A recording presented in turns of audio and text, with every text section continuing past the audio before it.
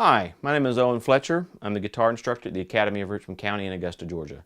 Welcome back to our web series on how to improvise. In the first two videos, we talked about the first two of what I call the 4 levels of improvising. And the first 3 levels of improvising all deal with the concept of tone centers, or notes that are going to be the focus of the phrases that we build in our improvising.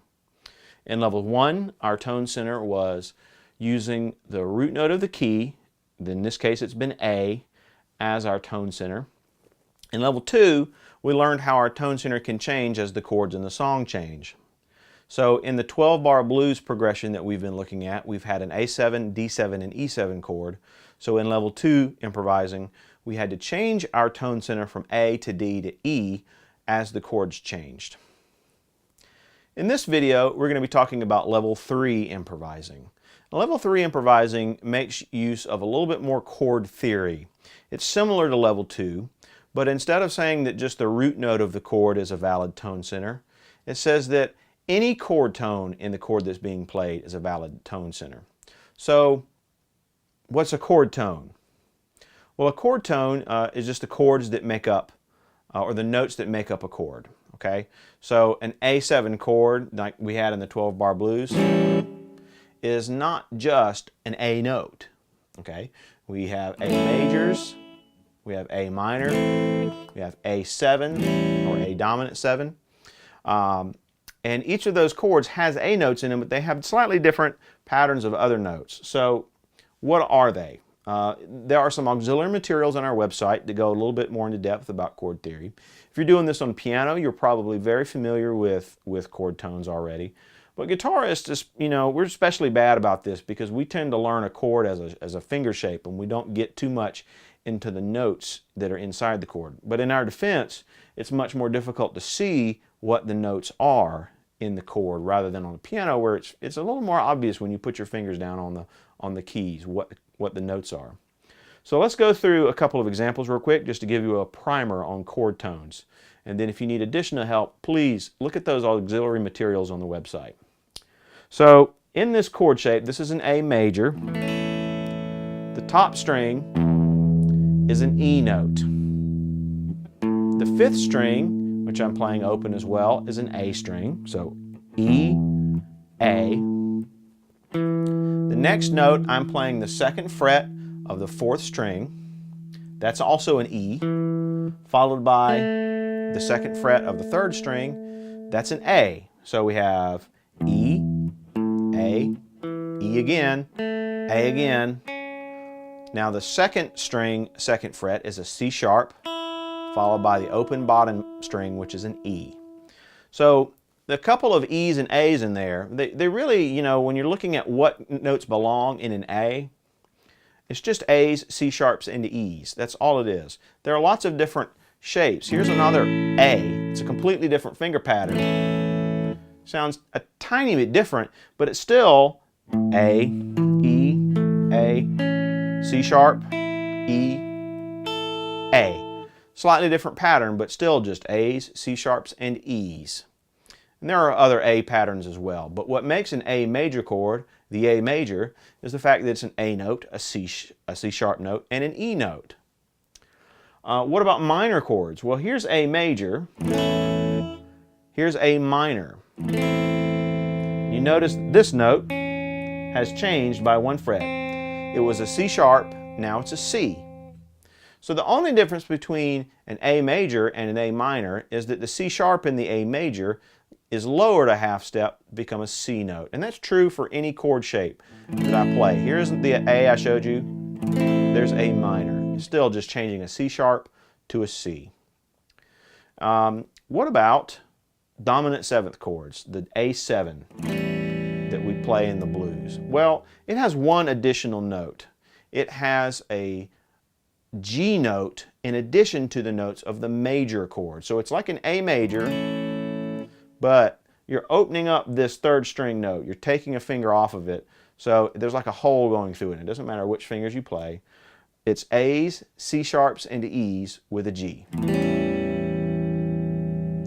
How does that help us for improvising? Well, you may have noticed in your improvising, especially on level 2 improvising, that while you were playing, some notes other than the root note of the chord sounded really good. So for example, during an A7 chord in the blues, okay, you may have found that the E note sounded really good. The reason why is because it's inside of the A7 chord.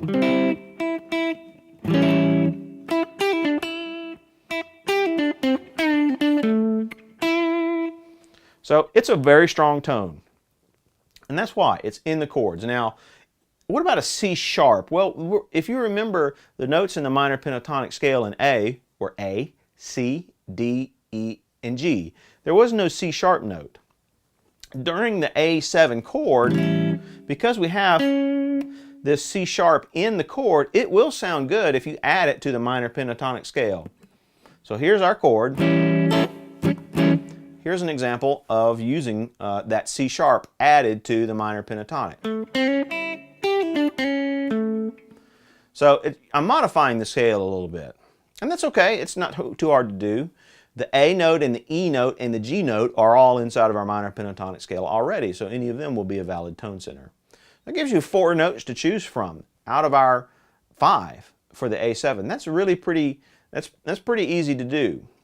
Now the D7 looks like this if you play the open chord version, or sometimes you'll see a bar chord version like this. It's a D, F sharp, and A. That's the D major triad with a C note added to it. So in our minor pentatonic scale, we have the D, we know where that is. We already know where the A is.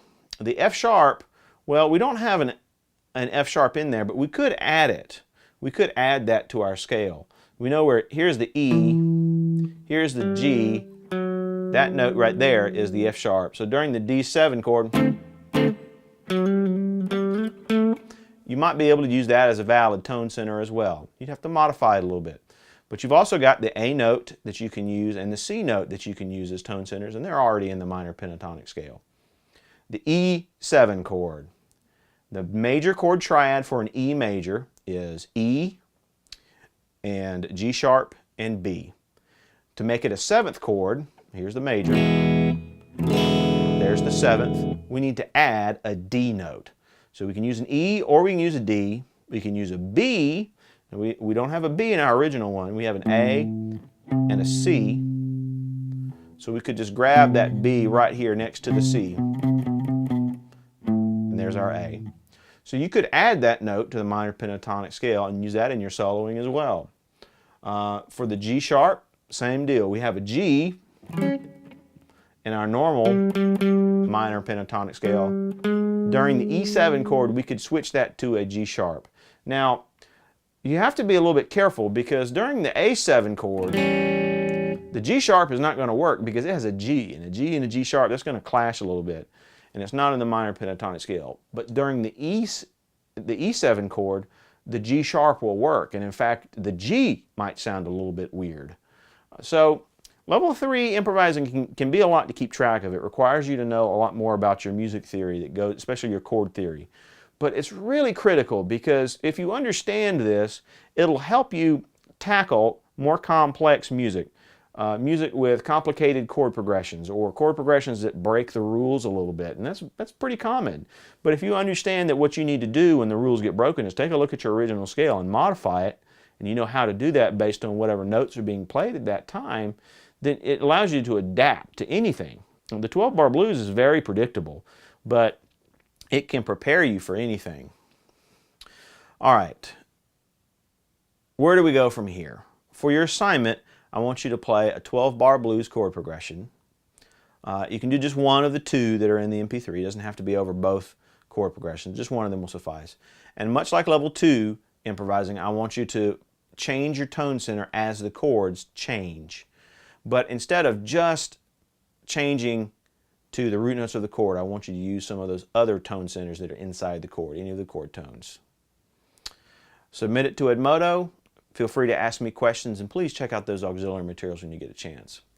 Next time, we're going to be getting away from tone centers at last, and I think you'll enjoy it. We're going to be talking about how to use other techniques to take our solos even further. When I'm done with this little section, I'll give you one. If you're still confused, I'll give you a little demo of me playing through the 12-bar blues, using level 3 improvising, so I'll be picking out some of those chord tones with you. Until next time.